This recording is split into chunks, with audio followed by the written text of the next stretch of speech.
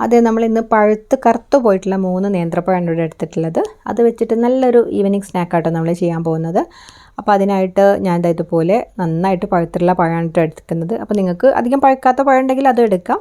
അപ്പോൾ കുറച്ചുകൂടി ടേസ്റ്റ് ഇങ്ങനെയുള്ള പഴമാണ്. കാണാൻ അത്ര ഒരു ഭംഗി ഉണ്ടാവില്ല, പക്ഷേ ടേസ്റ്റും ഗുണമൊക്കെ ഇങ്ങനെയുള്ള നന്നായിട്ട് പഴുത്തിട്ടുള്ള പഴമാണ് കേട്ടോ. പിന്നെ ഇത് ഞാനൊരു പാനിലേക്ക് 2 ടേബിൾ സ്പൂണോളം പഞ്ചസാര, അതുപോലെ കുറച്ച് വെള്ളം, ഏകദേശം 1 ടേബിൾ സ്പൂണൊക്കെ വെള്ളം ഒഴിച്ച് കൊടുത്തിട്ടൊന്ന് മെൽറ്റാക്കി എടുക്കുന്നുണ്ട്. പിന്നെ ഇതിലേക്ക് 1/4 കപ്പ് തേങ്ങ ചിരവിയും കൂടെ ചേർത്ത് കൊടുത്തിട്ട് നന്നായിട്ടൊന്ന് മിക്സ് ചെയ്തെടുക്കുകയാണ് കേട്ടോ. നമ്മൾ ഇങ്ങനെ ചെയ്തിട്ട് ഒന്ന് ആ ഒരു വെള്ളമൊക്കെ ഒന്ന് ഇങ്ങനെ അബ്സോർവ് ആവുന്ന സമയത്ത് നമ്മളിതിലേക്ക് നെയ്യ് ചേർത്ത് കൊടുക്കാം. ഏകദേശം 1.5 ടേബിൾ സ്പൂണോളം നെയ്യ് ചേർത്ത് കൊടുത്തിട്ട് അതിൻ്റെ കൂടെ തന്നെ ഞാൻ 2 ഏലക്കായ, കുറച്ച് കാഷ്യൂനട്ടും ഉണക്കമുന്തിരിയും ചെറുതായിട്ട് കട്ട് ചെയ്തും ചേർത്ത് കൊടുത്തിട്ട് എല്ലാം കൂടെ നന്നായിട്ടൊന്ന് ആ ഒരു നെയ്യിലൊന്ന് മൂപ്പിച്ചെടുക്കുന്നുണ്ട്.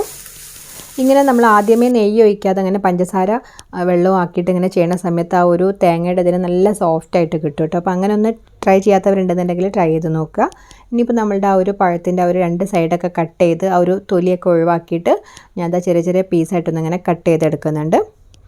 അപ്പോൾ നിങ്ങൾക്ക് ഇതിന് പകരമായിട്ട് ചെറിയ പഴം വേണമെങ്കിൽ യൂസ് ചെയ്യാം കേട്ടോ. അത് വെച്ചിട്ട് ഇതുപോലെ ചെയ്തെടുക്കാം, നല്ല ടേസ്റ്റാണ്. ഞാൻ ചെയ്ത് നോക്കാറുണ്ട്.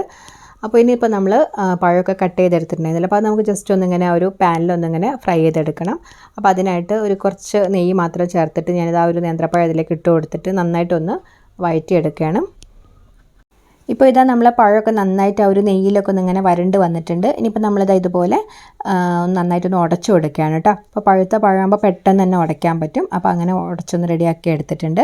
പിന്നെ ഇതിലേക്ക് നമ്മൾ നേരത്തെ റെഡിയാക്കി എടുത്തിട്ടുണ്ടായിരുന്ന ആ ഒരു തേങ്ങ ഉണ്ടല്ലോ, അപ്പോൾ അതും കൂടെ ചേർത്ത് നന്നായിട്ട് എല്ലാം കൂടെ ആ ഒരു തേങ്ങയും പഴവും കൂടെ ഒക്കെ നന്നായിട്ടൊന്ന് മിക്സ് ചെയ്ത് റെഡിയാക്കി എടുക്കുകയാണ്. ഇനിയിപ്പോൾ ഇതാ ഞാനൊരു ബൗളെടുത്തിട്ട് അതിലേക്ക് 4 മുട്ടയാണ് പൊട്ടിച്ചൊഴിച്ച് കൊടുക്കുന്നത്. പിന്നെ അതിലേക്ക് 2 ടേബിൾ സ്പൂൺ പഞ്ചസാര, കുറച്ച് ഏലക്കായും കൂടെ ചേർത്തിട്ട് നന്നായിട്ട് ആ ഒരു പഞ്ചസാര ഒന്ന് അലിയുന്നവരെ ഒന്ന് മിക്സ് ചെയ്ത് കൊടുക്കുകയാണ്. ഇനിയിപ്പോൾ ഇതാ നമ്മൾ നേരത്തെ റെഡിയാക്കി എടുത്തിട്ടുണ്ടായിരുന്ന ആ ഒരു തേങ്ങയും പഴമുള്ള കൂട്ടില്ലേ, അപ്പോൾ അത് ഇതിലേക്ക് കംപ്ലീറ്റ് ആയിട്ടും ചേർത്ത് കൊടുത്തിട്ട് ആ ഒരു മുട്ടയൊക്കെ പഴത്തിൻ്റെ എല്ലാ ഭാഗത്തും എത്തുന്ന രീതിയിലൊന്ന് മിക്സ് ചെയ്ത് കൊടുക്കുകയാണ്. അങ്ങനെ ബീറ്റ് ചെയ്യേണ്ട ആവശ്യമില്ല, ജസ്റ്റ് നന്നായിട്ടൊന്ന് മിക്സ് ചെയ്ത് കൊടുത്താൽ മതി. ഇനിയിപ്പോൾ നമ്മളൊരു സോസ് പാൻ അടുപ്പത്ത് വെച്ചിട്ട് കുറച്ച് നെയ്യ് ഒഴിച്ച് കൊടുത്തിട്ട് നന്നായിട്ടൊന്നിങ്ങനെ ചുറ്റിച്ച് കൊടുക്കുകയാണ് കേട്ടോ.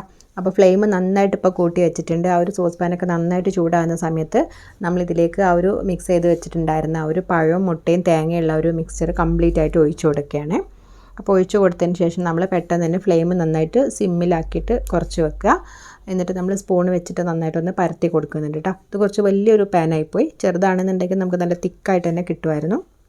എന്നിട്ട് നമ്മൾ 2 മിനിറ്റ് ഒന്നിങ്ങനെ മൂടി വെച്ചതിന് ശേഷം ഒന്ന് ചെറുതായിട്ടൊന്ന് കുക്കായിട്ട് വരുമല്ലോ, അപ്പോൾ ആ സമയത്ത് നമ്മൾ ഇതിൻ്റെ മേലെ കാഷ്യൂനട്ടും മുന്തിരിയും വേണമെന്നുണ്ടെങ്കിൽ ഒന്ന് ഡെക്കറേറ്റ് ചെയ്ത് കൊടുക്കുക കേട്ടോ.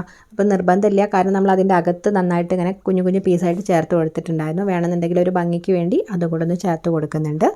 ഇങ്ങനെ അതൊരു 10 മിനിറ്റൊക്കെ നമ്മൾ സിമ്മിലൊന്നിങ്ങനെ കുക്ക് ചെയ്തെടുത്തിട്ട് നമ്മൾ കുത്തി നോക്കുക. അപ്പോൾ അതിൽ ആ ഒരു മുട്ടയൊന്നും വരുന്നില്ല എന്നുണ്ടെങ്കിൽ നല്ല സെറ്റായിട്ട് തന്നെ കിട്ടിയിട്ടുണ്ട്. നമ്മൾ പാത്രത്തിന് നല്ല അടി കട്ടി വേണം കേട്ടോ. അല്ലാന്നുണ്ടെങ്കിൽ നമ്മൾ ഗ്യാസിൻ്റെ മേലെ ഒരു സ്റ്റീലിൻ്റെ പഴയ പ്ലേറ്റൊക്കെ വെച്ചിട്ട് അതിൻ്റെ മേലെ ഒരു പാത്രം വെച്ചിട്ട് സിമ്മിൽ നമ്മൾ 10 മിനിറ്റ് കുക്ക് ചെയ്തെടുത്താലും മതി. അപ്പോൾ നമ്മൾ അത് റെഡിയാക്കി എടുത്തിട്ടുണ്ട്. ഇനിയിപ്പോൾ നമ്മൾ ചൂടാറിന് ശേഷം ഒരു പ്ലേറ്റിലേക്ക് ഒന്ന് തട്ടി കൊടുത്തിട്ടുണ്ട്. നമ്മളിത് ആ കത്തി ഉപയോഗിച്ച് ഒന്ന് കട്ട് ചെയ്തെടുക്കുകയാണ്. നല്ല ഈസി ആയിട്ടും ഭയങ്കര ടേസ്റ്റി ആയിട്ടും ചെയ്തെടുക്കാൻ പറ്റുന്ന ഒരു സ്നാക്കാണ് കേട്ടോ.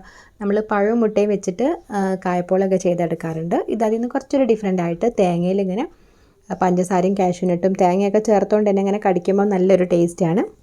അപ്പോൾ നമ്മളുടെ ഈ ഒരു കുട്ടി സ്നാക്ക് നിങ്ങൾക്ക് എല്ലാവർക്കും ഇഷ്ടമായിട്ടുണ്ടെന്ന് വിചാരിക്കുന്നു. അപ്പോൾ വീഡിയോ ഇഷ്ടമായിട്ടുണ്ടെങ്കിൽ ചാനൽ ഒന്ന് സബ്സ്ക്രൈബ് ചെയ്തിട്ട് സപ്പോർട്ട് ചെയ്യണേ.